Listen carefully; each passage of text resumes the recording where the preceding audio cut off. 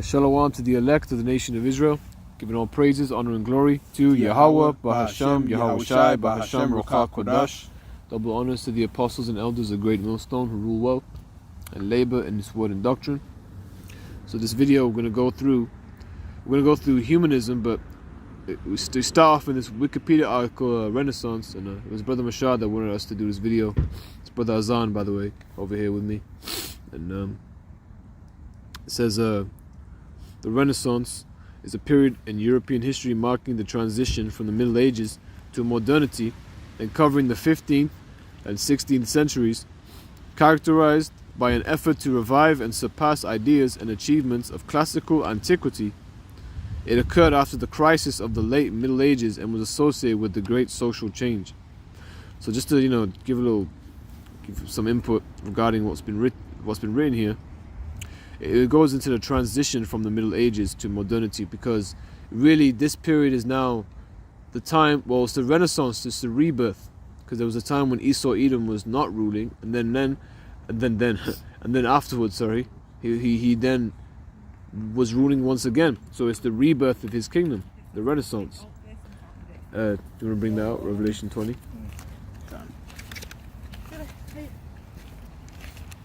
Book of Revelation, chapter 20. Start one. Revelation chapter 20 from the top. And I saw an angel come down from heaven, having the key of the bottomless pit. And this angel, Yahweh Shai is the top angel in heaven, and through him everything is made, and through the word things are decreed out here. So he's that angel who has that key of the bottomless pit, and the bottomless pit is actually referring to Europe. And then that key is because he's locking and he's sealing something within that bottomless pit. So read it from the top again and go through. And I saw an angel come down from heaven, having the key of the bottomless pit and a great chain in his hand. So that chain in his hand, well, that's going to be for binding. So verse 2. And he laid hold on the dragon. So this is who he's going to bind, the dragon, the drakon in the Greek, meaning like a fiery, like a serpent, like a majestic serpent thing. It's crafty, it's deceiving. That's what dragon is. Drakon. Keep reading. That old serpent. That old serpent. And who is that old serpent? That old serpent in the garden. Who is the pre-incarnation, the proto of, well, I should just make it very clear and precise, Esau Edom is the old serpent. He is Cain, okay? And his generation, his seed line of the same, of their father, Cain, the wicked one, okay? That's why they're the devil. Well, they're the old serpent now. If you keep reading, Slaki, I watched that. Which is the devil and Satan. Slaki, read it from the beginning. Verse 2. And he laid hold on the dragon, that old serpent, which is the devil. The devil, the deceiver, go on. And Satan. Shaitan, the adversary, go on. And bound him 1,000 years. So he was bound. That chain was around, he was bound. He was at a low place, kept in captivity in the bottomless pit, which is Europe, for 1,000 years. And then what happened after 1,000 years? Verse 3. And cast him into the bottomless pit and shut him up and set a seal upon him. Right, so so keep reading. That he should deceive the nations no more. Okay, so at one point he wasn't deceiving the nations. He was sealed. Okay, so I'm glad I thought the next verse will clarify, but it goes into him being sealed. He was shut up. He was locked. He was bound. He was under our authority. He was subordinate to us. He was a slave. Literally, that's what the word slave comes from. Okay, and then now they use it, of course, to refer to our captivity, but nevertheless, We're serving our captivity now, and we were ruling at one point for 1,000 years until they were then taken out of that bottomless pit. The Edomites they weren't sealed in that bottomless pit. Rather, Salakia, sorry for that, I worded that pretty bad. But we were at one point ruling, and then we got transitioned to that low place. Okay, it was a switcheroo. Keep reading, Babakusha. Alright, verse 3 from the top again. And cast him into the bottomless pit, and shut him up, and set a seal upon him, that he should deceive the nations no more, till the 1,000 years should be fulfilled. And that has been fulfilled. The Middle Ages is where we were ruling. The Dark Ages, as they call it, because they were so-called dark peoples. That's now over, and they're ruling and they're deceiving the nations to this very day. Keep going. And after that, he must be loosed a little season. And now this is that time where he's loosed. Verse 4. And I saw thrones, and they sat upon them, and judgment was given unto them.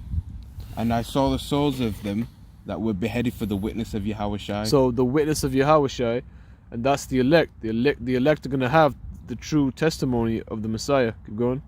And for the word of Yahweh, which had not worshipped the beast, neither his image, neither had received his mark upon their foreheads or in their hands, and they lived and reigned with Yahushua 1,000 years. All right. So again, it says that the people were beheaded and whatnot. These members of the elect, they're going to reign with Yahushua 1,000 years. Now this is a separate 1,000-year period, okay? But these people are the people that escaped, okay? The mark and the image, okay? They reign for 1,000 years, and that's a different 1,000-year period, because once the 1,000 years where he's being loosed, okay?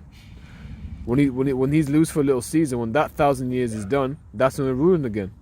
Okay, because we weren't ruling with Hamashiach back in the Middle Ages, and that's not happening right now. Okay, right now the earth is still being deceived, and right now they're getting ready to push out the MOTB. Okay, and we're going to see the image of the beast speaking. Okay, but we're going to find out, as the Renaissance period, they were actually pushing out things that pertain to the image of the beast, but isn't the entire image of the beast. For any of you that are mistaken, or think that the image of the beast is actually referring to a picture of who the world calls Jesus Christ. And that is not so. It's like I've been horizontal this whole time. Didn't even clock. If I just actually keep reading a little bit, because we went to the scriptures for a long time. So now, this period of the Renaissance, this is talking about when Esau Edom, his kingdom was reborn. Okay, I'm going to keep reading. The traditional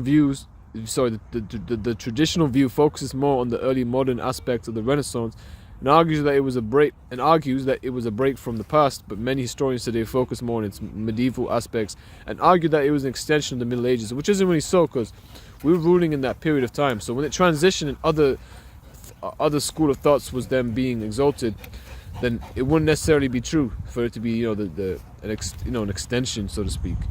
And I'm glad I even mentioned in such a manner, because we're going to just get straight to the point here. It reads here, the intellectual basis of the Renaissance was its version of humanism. Now we're going to go to this word humanism real quick. And it says Renaissance humanism. That's what happens when you click it. It was a revival. I'll read it. Renaissance humanism was a revival in the study of classical antiquity, which, basically antiquity goes into something ancient, I believe. Classical antiquity, also the classical era, classical period, or classical age, is a period of cultural history between the 8th century BC and the 6th century AD, centered on the Mediterranean Sea, comprising the interlocking civilizations of ancient Greece and ancient Rome. Alright, so that's basically what they were. That's basically their how do I explain it? So that's basically what they were studying. Okay, that's what they were endorsing for them to gain wisdom, knowledge regarding to their philosophy and whatnot, and the stuff that they've implemented in their schools, and they do that to this day. Of course, it's all an extension from really from here, okay. And then it all changed, and there was times like the 1960s, the counterculture movement and whatnot. But this is really an early time period. This is where like the Edomites are ruling again. So that's when wickedness was taking power on earth again. So this is actually really the beginning, the rebirth. Now it says, at first in Italy and then spreading across Western Europe in the 14th, 15th and 16th centuries. During the period, the term humanist, Italian humanista, referred to teachers and students of the humanities, known as the Studio Humanitatis, which included grammar, rhetoric, history, poetry and moral philosophy. It was not until the 19th century that this began to be called humanism instead of the original humanities, and later by the retronym Renaissance humanism, to distinguish it from later humanist developments. Okay, but now it says during the Renaissance period, most humanists were Christians, so their concern was to purify and renew Christianity, not to do away with it. Their vision was to return ad fontes to the sources, to the simplicity of the New Testament, bypassing the complexities of medieval theology. Whoa. Okay. Today, by contrast, the term humanism has come to signify a worldview which denies the existence or relevance of the Most High, or which is committed to a purely secular outlook.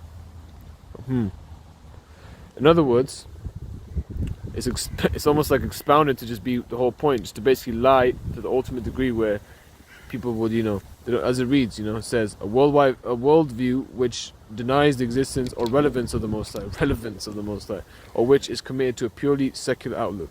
Imagine saying there's no relevance. Can you get Psalm 14 in one, please? Because this is just ridiculous. No relevance of the Most High. Like, if there's a creator, he doesn't serve a purpose. That's the thing about the whole free will thing as well. Like Prosi does, he's in charge, he's in power. Everything is his will. Everything that's happening is his desire to happen.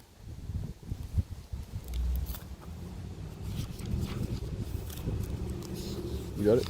Yeah, 14 on 1. The book of Psalms, chapter 14 from the top. The fool has said in his heart, there is no God. They are corrupt. They have done abominable works. There is none that doeth good. Mm-hmm. A fool would say that, man. Right now we live in a time where everyone is very foolish, and the school, the schools that we have today, anything where they're educating us, any form of education is really just promoting wisdom of the world, promoting philosophers that go all over the place, which is indeed foolishness, indeed twice. And just to bring it back, rate it back a little bit, it says to purify and renew Christianity. Well, really, what did they do in the Renaissance period, man? They were messing up images, just like the Greeks. If you get that in Maccabees. This is the book of First Maccabees, chapter 3, and verse 48. And laid open the book of the law, wherein the heathen had sought to paint the likeness of their images. So they would paint the likeness, the resemblance of their resemblances. They would change up the images, and that's what they would do in the Renaissance period as well, man. The same old nation, man, the Edomites, they're doing the same wicked things they do because they're the wicked one that the scriptures talk about. And they're the devil, Satan, that were bound for 1,000 years, and then the Renaissance happened. And what did they do? They did what they call renewing, allegedly. Renewing it, man, purifying it, cleansing it. Really what they did was they completely lied. They did what's known as iconoclasm. And I'm going to get this word, iconoclasm, 1797, in reference to an act of breaking or destroying idols physically, figuratively from 1858 in reference to beliefs, cherished institutions, etc. See iconoclast, an older word for it was ikonomachy, for deities from Greek, ikonomachia. An icon means, an image. An icon, that's where the word icon comes from. They're destroying images, okay? Now, not every image is an idol, of course, but there's obviously physical things that are erected, in places, the actual images. There were paintings and whatnot in that time in the Middle Ages, the Dark Ages, again, because they were dark people. But then they did what? They completely they so-called whitewashed them. They redwashed them. They completely dirtied it out with their lies, and they speak in blasphemy, man, when they do it. If you go to Revelation 13, and that's going to get you more things about Rome, man, and the bottomless pit.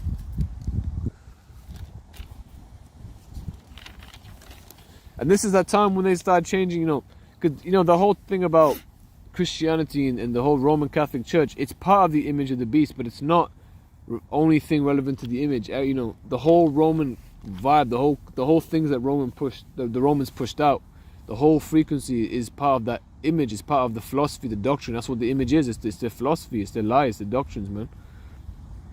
No, read out. Book of Revelation, chapter 13, from the top. And I stood upon the sand of the sea, and I saw a beast rise up out of the sea, having 7 heads and 10 horns, and upon his horns 10 crowns, and upon his heads the name of blasphemy. Okay, so this beast with 7 heads and 10 horns is indeed talking about the 4th beast in Rome that had 10 horns, man. And the 7 heads and 10 horns, the NATO, the North Atlantic Treaty Organization, and the EU, the European Union. And it says that upon the names, the heads of blasphemy. Why blasphemy? It's because these damn Edomites, they've basically completely lied on who and what the actual image, how they look like. Images that portray things pertaining to the scriptures. They made images that lie. They're speaking ill against the scriptures. They're actually making false statements about what our Messiah looks like, okay? And they're using paintings to show false images, which is actually a major sin, because that mark they have upon them is a mark showing their sin. It was put upon them, And they're trying to put that to our Messiah, which is a lie. The scripture said that the Messiah had skin burnt brass. That's milk. Revelation 1, chapter 1 to verse 14. You know? You want to get Revelation 13 again? I've got it actually. Verse 2. Verse 2. And the beast which I saw was like unto a leopard, and his feet were as the feet of a bear, and his mouth as the mouth of a lion.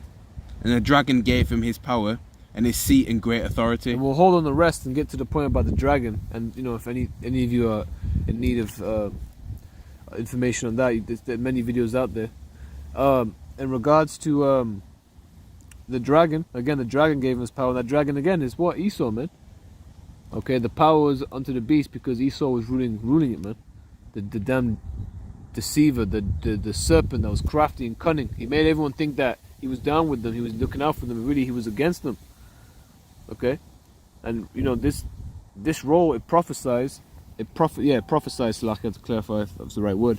There's prophecies in it, and the scriptures speak and prophesy of the time when the Renaissance period was to actually come.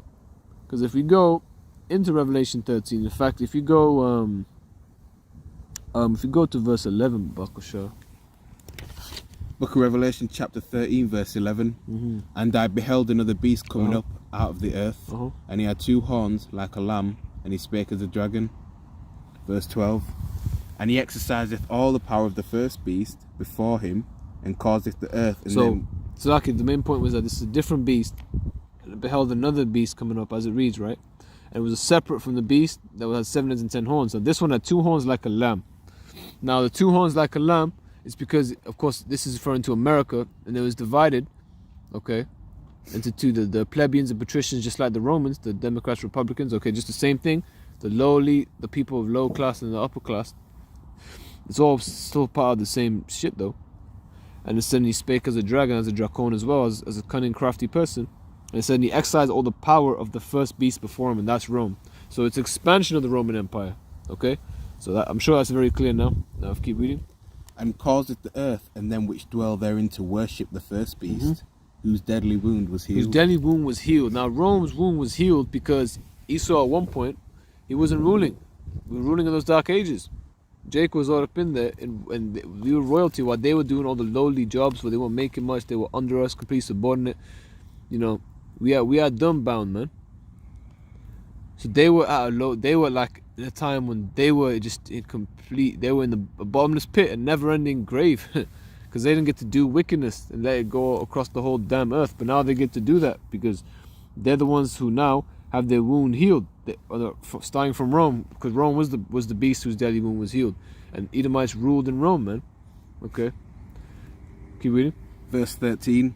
And he doeth great wonders, so that he maketh fire come down from heaven on the earth in sight of men. Right, you know, the scorched campaign. America does all this type of stuff. Does all, you know, even before they were showing these miracles, like the Oppenheimer, the nuclear bombs and whatnot, showing that they have all this power. Their blessing is the sword and whatnot.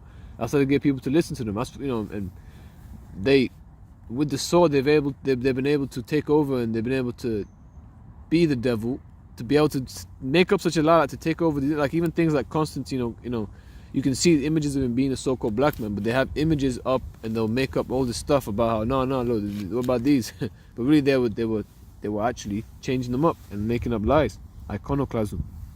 Keep reading. Verse 14. And deceiveth them that dwell on the earth by the means of those miracles, which he had power to do in the sight of the beast, saying to them that dwell on the earth, that they should make an image to the beast, which had the wound by a sword, and did live. And that is indeed Rome, and the image. Okay, that's the likeness, the resemblance. What image means, man. Let's get this real quick. And this word for image here is icon, again, an image, a figure, a likeness. And if you're making a likeness to the beast, you're doing the same philosophies and doctrine. Again, that's what's going on right now. It started from the Renaissance period, where they were pushing out, they would start to change and renew allegedly what they call Christianity, which is already, Christianity is already the way that it's, you know, Christianity is a lie. You know, our doctrine isn't like Christianity, because, you know, Christianity isn't of the truth for any newcomers out here. So, you know, what they're doing is they're pushing out their deception. So their plan, which has clearly worked for those except the elect, and, you know, of course, he's given some people, you know, some some sight to see about the lies and whatnot. But what he's done is Esau Edom has been able to make the lies keep it going all the way to this moment right now, where people barely even question if they even care, because they're really focused on rudiments of the world, and that's part of it really, because it's of the world. Colossians 2:8, it reads, beware lest any man spoil you through philosophy and vain deceit, and philosophy of this world. It is of Esau Edom, and everything of the world, everything that isn't of this truth, it really is vain. It's idle, it's worthless, and it's deceitful, it's a lie. After the tradition of men, after the rudiments of the world, and not after Hamashiach. Okay, so don't follow men that are not of the Messiah, because of course Paul said to follow him. 1 Corinthians 11:1, be followers of me, even as I also am of Hamashiach. It's because he was a follower of Hamashiach. Ultimately, that's who we're following. But we'll have men to teach us, like our elders, man. And I believe the main point in Revelation, I might as well pull it up here. I didn't pull it up on my phone this whole time, but I'm going to get Revelation 13 and 15, Babakwa. Yeah.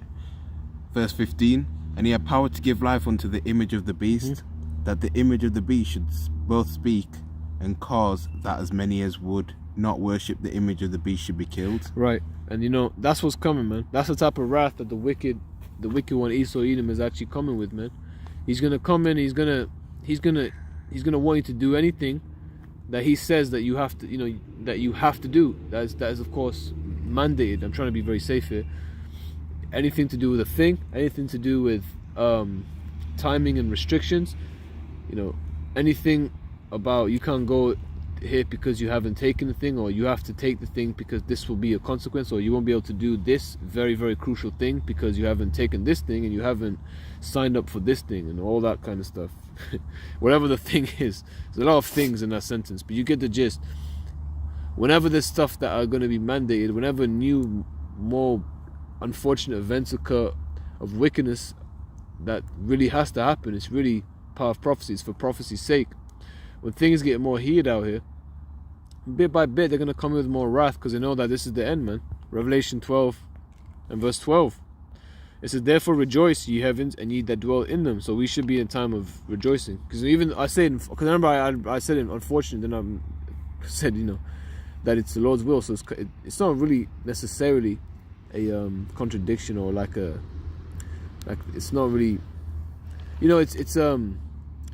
the way you harmonize it is that everything is for prophecy's sake, take comfort in everything, but it's not always pleasant to know that you might have to see your own, I don't know, your uncle gets killed because someone comes lack of bread in their home, because of the lack of bread in their home, they come into the uncle's home and kill him.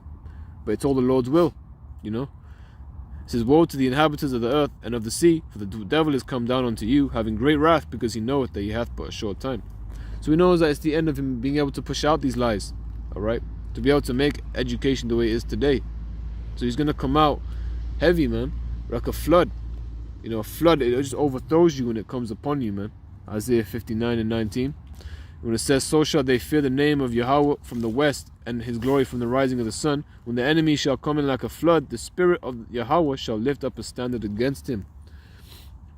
And ultimately, the Lord in heaven, man, it's everything is his will. So everything that happens is already set up. If he gets Edomites to come persecute, he set them up to do that, for them just to get judged, or to show his glory, or for you to get that affliction for what is needed and whatnot. You know what I'm saying? And I'll get this real quick. Now we're going to read this when you go down to paganism and Christianity in the Renaissance. Many humanists were churchmen, notably Pope Pius II, Sixtus IV, and Leo X. And there was often patronage of humanists by senior church figures. Much humanist effort went into improving the understanding and translations of biblical and early Christian texts, both before and after the Reformation, which is greatly influenced by the work of non-Italian, Northern European figures such as Erasmus, Jacques Lefebvre d'Étaples, I think that's French, William Grossin, and Swedish Catholic Archbishop in exile, what's his name, Olaus, I'm not sure how to pronounce the man's name, Olaus, I'm not sure, but either way, so as you can see, these individuals are people that were of the Roman Edomitic persuasion. Okay, so this is again people who are of the Edomites, and they were likened unto, what do they call them specifically? Read it. It says, churchmen. Okay, and humanists. Okay, they have no business being anywhere near the scriptures. So what they're doing is they're pushing out a form of the image of the beast. All right, that's their lot. Okay, I know there's really not much to bring out in this video. That we're gonna pretty much, and unless you had a scripture, Slachia, if you had a scripture to bring out, there isn't really much to bring out otherwise. But go ahead. I'm going to start from verse 16 in Revelation chapter 13. Go on. Might as well bring it up. And he causeth all both small and great, rich and poor, free and bond, to receive a mark in their right hand or in their foreheads. So this word here for mark is a word charagma. Okay, so let me make this quick. Charagma, there you are. It says stamp an imprinted mark of the mark stamped on the forehead or the right hand as the badge of the followers of the Antichrist. And that's, so it's a bit all over the place, that one. But of course it's going to be something. It says the mark branded upon horses. Okay, it's going to be something. And I started reading that. That sounded a bit. I changed it. I cut in between my sentence. Lucky. It's going to be something pertaining to cutting and whatnot. Now it says the mark branded upon horses because that's an actual cutting. Not actual necessarily. I mean, they get engraved. They get engraved into their skin, marked upon them with heat, which makes a form of cutting. You know what I'm saying? It says the thing carved, sculpture, graven work of idolatrous images. So natural carving, sculptured image. And it says it's going to be in the right hand and foreheads. It says of the followers of the Antichrist, but really anybody who's against the Messiah is anti-Messiah. People who actually believe the doctrine that's pushed out with these, this lies, saying that Caesar Borgia is the image of the Messiah. That's a lie, man. This is 1 John 2:18. Little children, it is the last time, and as ye have heard that Antichrist, all right, anti-Messiah, shall come, even now are there many Antichrist, whereby we know that it is the last time. Now we'll move on back to Revelation 13. Do you want to read verse 16 again, Babakosha? Revelation chapter 13, verse 16. And he causeth all, both small and great, right, small and great, rich and poor, free and bond. And America's causing all these people of different, whatever their what's the situation in their life is, in position in life. He's gonna persuade many. He's gonna enforce, people to, like, in their hearts anyway. Many people is gonna go ahead and just take it, man. You know what I'm saying? For you to go out there and follow after the ways of the image of the beast anyway, man. Go ahead. Free and bond, to receive a mark in their right hand or in their foreheads. And again, this mark charagma is a graven cut. In fact, I forgot to make one good point about this word. Charagma, okay, is used in Acts 17 and verse 29. It says, for as much then as we are the offspring of the Most High, we ought not to think that this Godhead is like unto gold or silver or stone, graven by art and man's device. And charagma is the root word used there. Charagmati in the sentence, and the word is charagma. And again, going into thing carved, sculpture, graven work. So it's actually a cutting and graven thing that's going to be put in people's right hand and foreheads. Keep reading. Verse 17, that no man might buy or sell. And this is part of that image that they're going to push out, that you can't buy or sell without this mark. Go ahead. As it's going to read. Go ahead.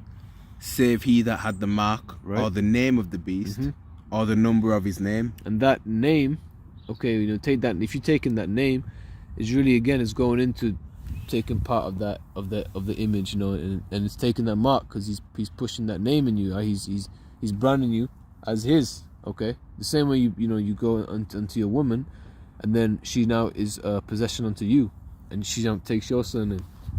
Keep reading, and then we're going to read the number, but first read verse 18. Verse 18. Here is wisdom.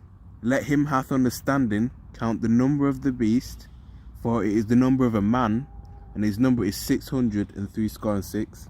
So we're going to look at this word. That's samek, what they call today samak in ancient Hebrew, and you can see the so-called Phoenician script, Phoenicia, and you can see there in the the modern Hebrew, so-called Yiddish. So it'll say with the vowel points, but it's really samak. And there's a Greek derivative, and it's this letter here. All right. Now, however people want to pronounce this, I believe it's xi. Okay, I believe it's xi or whatever. Okay, so this right here, uppercase will be 3 lines, and then lowercase is like that. And that looks quite familiar, right? If we go back to Revelation 13 and 18, if we go to the last verse, what we're going to see? We're going to see chi, ksi, stigma. Or it will say chai. Let's hear it. Let's listen to it. Strong's G 5516. Chi, xi, stigma. Chi, xi, stigma. So this is 666, okay? But remember, it's written in Greek, and each letter in Greek actually is a symbol, because in Hebrew letters, they're also symbols for the root word having a meaning, okay? The root word and meaning going into each letter. Now, this ksi, what it means, okay, is actually very significant, because it's a derivative. It's Greek. It says alphabetic derivatives of the Phoenician. It's a derivative of samak. Now, samak, when you go into this word, actually goes into support, rest, a peg, okay, a post, a pillar, as it reads here. And that's basically a cutting, a fence, something that you cut in and you post up, right, to make a border and to mark property. Now, back to the word haragma. There's a root word for haragma, and that word is this word here, harax. Harax, and this word means a pale or stake, a palisade. Now, a stake, like a wooden stake, an actual cutting wooden stake, like for you board things, you cut into things. And what it does, it marks things, it supports things, okay? Now, that's relevant because that's exactly what they're going to do. They're going to cut you, man. They're going to take their devices, their burins, their graving tools, and they're going to insert that mark within you by cutting you up, okay? And you can see with the capital version of Ksi, it's actually a lot like Samak, okay? And now another letter to bring out here. If you go into stigma, stigma, because it says chi, ksi, and stigma. Okay, stigma is actually here somewhere. Okay, stigma means a mark, and it actually comes from a primary stizo, which means to stick, i.e. prick, all right, with the horax, once again. And what does it do? It marks property, because that's what you're going to be. You're going to be owned and under Esau Edom, and you're going to be completely in subjection to his image. That's what he wants you to do. Now, stigma means a mark pricked in or branded upon the body. And this word, I'm gonna read all that eventually, but not just yet. I'm gonna look at this word. It's used once, and it's translated to mark.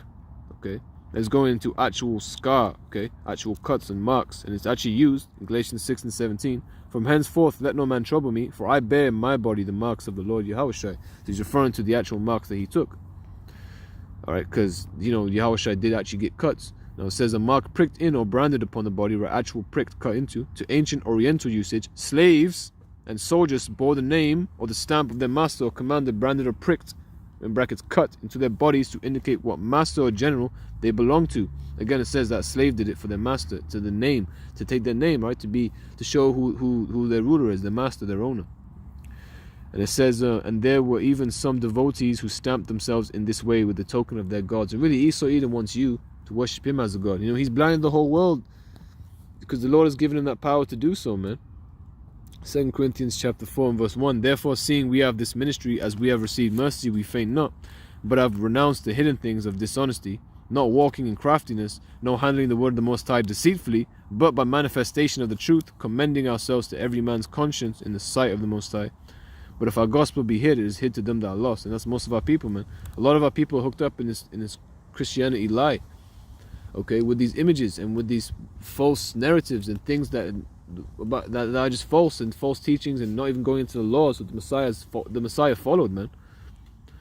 Now, it says here, verse 4, in whom the Most High of this, so in whom the God of this world, all right, the power of this world, hath blinded the minds of them which believe not. And that's Esau Edom, man. He's blinded these people, man. Lest the light of the glorious gospel of Hamashiach, who is the image of the Most High, should shine unto them. So rather, he's doing his part to take away that light from shining them, all right, to shining unto them. Sorry, I'm kind of stumbling my words. They're trying to be quick, but this is actually the end anyway. So I hope this video was edifying. So as you can see, just from that time, the rebirth, you can see that spread, that cancer which is called Esau Edom has just spread across the earth, man. His philosophy's been there everywhere with him. So with that, I want to give all praises, honor, and glory to Yahweh, Bahasham, Yahweh Shai, Bahasham, Ruach Kodash, Double honors to the apostles and elders of Great Millstone who rule well and labor in His word and doctrine. Shalom wa barakat, habba khayar, hagawaya yasharala, meaning peace and blessings to the elect of the nation of Israel. Mawath lababal, shalom. Shalom.